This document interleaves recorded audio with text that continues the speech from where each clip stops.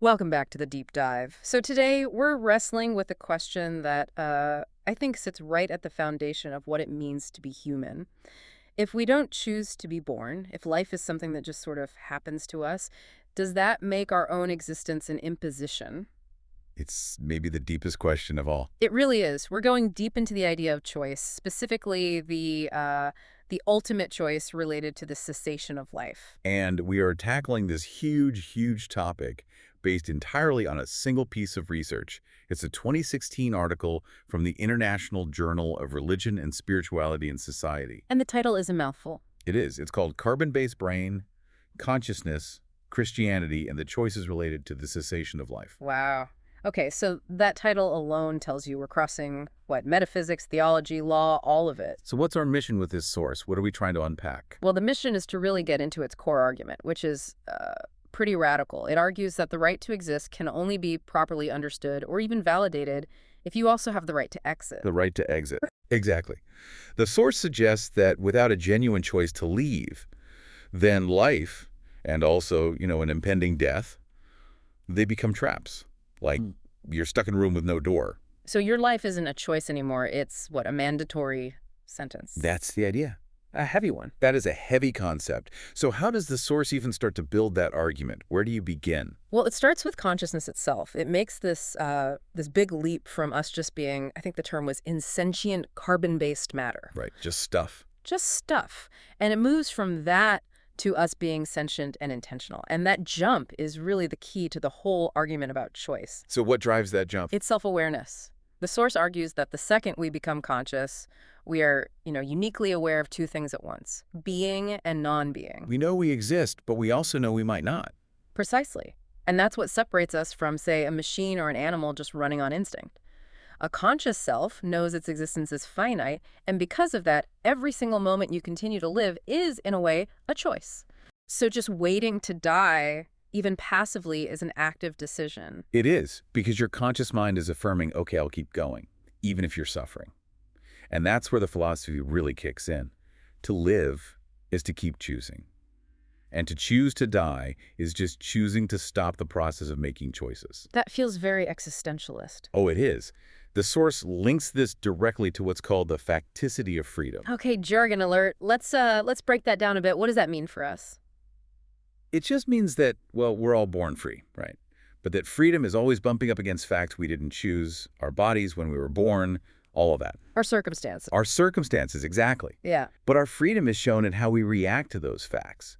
So the ultimate expression of that freedom is the choice to either say yes or no to the entire fact of your existence. And if that ultimate choice is restricted, then you're not really free. That's the argument. And it's why the source brings in Albert Camus, who said the only truly serious philosophical problem is suicide, judging whether life is worth living. That really flips the script. We're always trying to find the meaning in life, but this suggests the meaning comes from facing the alternative. Yes, the meaning is found in the face of death, not in the fear of death.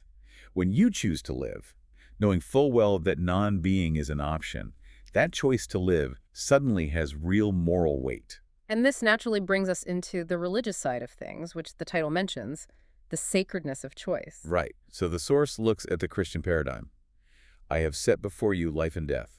Choose life. A well-known phrase. Very. And the traditional reading is, well, you should choose life. But the source asks us a different question.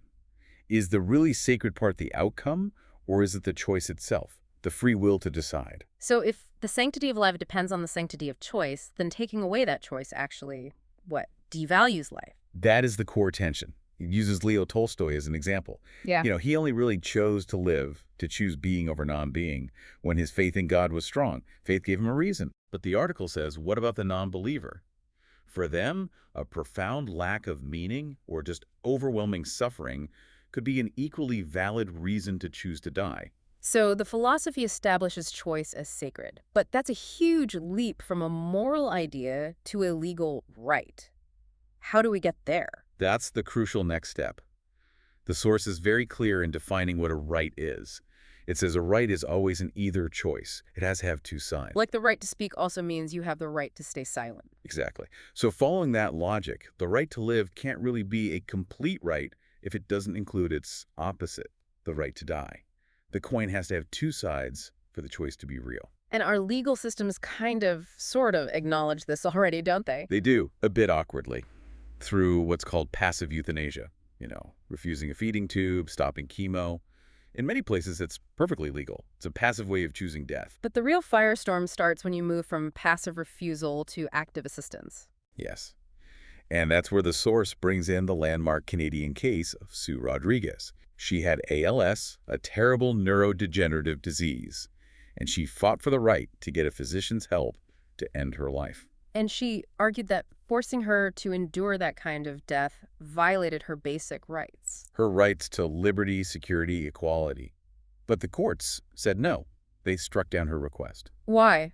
What was the specific fear there? The fear was the slippery slope. The judge basically argued that, well, if we grant this right based on liberty, we can't logically just limit it to the terminally ill. So a healthy but despairing person could make the same claim? Potentially, yes. And the court feared that would make the state complicit in, making life seem disposable. They just weren't ready for that. And this gets to a key distinction the article makes between these two rights. It does. It contrasts the first human right and the last human right. Okay. The right to live, it says, is the first right. It's absolute. It's assumed.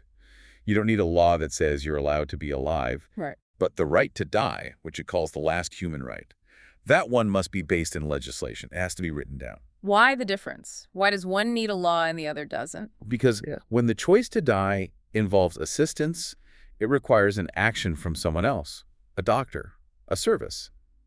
And anything that requires a service from others needs rules, monitoring, validation. The right to live is about preventing interference, but the right to die is about requesting a service. You got it. And that leads us straight to the legal heart of the matter. The difference between negative and positive rights. Let's define our terms. Euthanasia, good death. Yeah. The Dutch government, the source says, defines it as intentionally terminating another person's life at that person's request. And that phrase, at that person's request, is what changes everything. How so? Because at first, the choice to die is what's called a negative right. That just means it's about your own autonomy, the right to be left alone without interference. My choice. Nobody stops me. Exactly. But the second you need a doctor to help you, it flips and becomes a positive right. Meaning you are now demanding an action, a service from society. Correct. And here's why that is so incredibly important legally.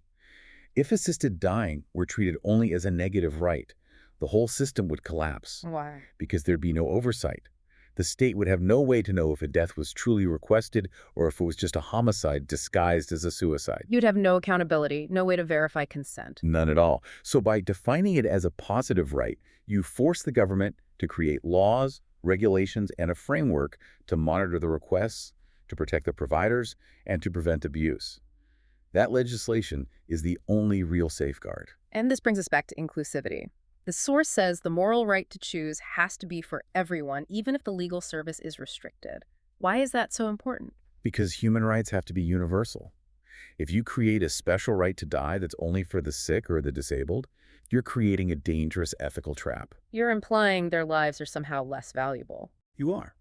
And you create a situation where sick people could be pressured, even subtly, to use this option because society has already defined their lives as less viable. But if the underlying moral right belongs to everyone who is of sound mind, that pressure is reduced. In theory, yes, because it establishes that we all have the same ultimate moral choice, no matter our health.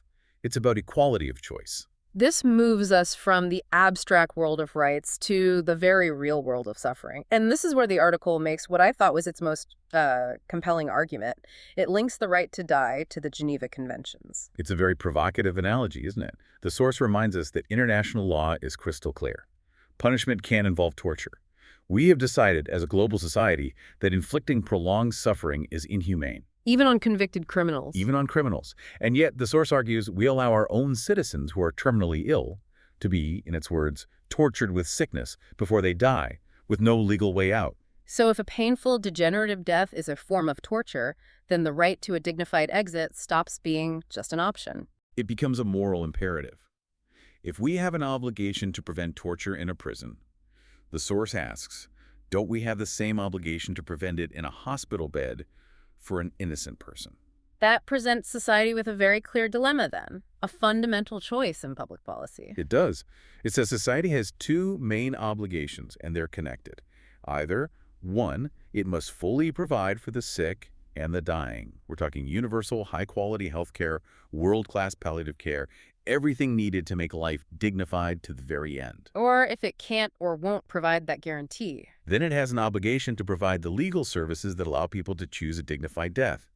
The two options, care or exit, are two sides of the same coin. They are solutions to the problem of intolerable suffering. That really speaks to the need for control. The source quotes patients like Gloria Taylor, who had ALS. She said, "I don't want to die, but I wish to die knowing how I will die." It's that final act of self-determination. The ability to control the circumstances of your own exit is, for many, the last piece of dignity they have. And to really drive this home, the source makes one final powerful analogy. It does. It connects these end-of-life choices to beginning-of-life choices. So, if abortion is understood as a mother's right to choose based on her own body, her autonomy, Then euthanasia has to be seen in the same way, as the individual's right to choose for their own body and their own future, as long as they are able to make that decision clearly. the core principle is autonomy. It is. Both are medical services provided by people to achieve the cessation of life, whether it's a fetus or a fully conscious, suffering adult. Okay, so let's bring all of these threads together. The existential need for choice, the legal framework, the ethics of suffering. What is the key takeaway here? I think the central synthesis is really clear. Life is only a genuine choice and not a trap if the option to exit actually exists. The door has to be there. The door has to be there. And our religious, philosophical, and legal systems need to integrate both the sacredness of life and the sacredness of choice. The right to die isn't just a moral debate. It's a practical legal solution to prevent suffering and abuse. So the bottom line is that society has a fundamental choice to make. It does. We either have to guarantee the right to a truly dignified life with comprehensive health care for everyone who is suffering, making the choice to live genuinely appealing. Or we have to create the legislation for the right to die as a human right for anyone who can choose. which leaves us with a final provocative thought for you to consider. This whole discussion makes it clear that having the right to die doesn't mean it's right to die. It just means the framework is there, that we could choose death if it becomes necessary. So if we all agree that the right to life is self-evident, then what steps do we as a society need to take right now to make sure that choosing life remains a desirable, dignified option for everyone, instead of waiting until the choice to exit becomes the only rational one left? Something to think about. Definitely something to think about. We'll see you on the next deep dive.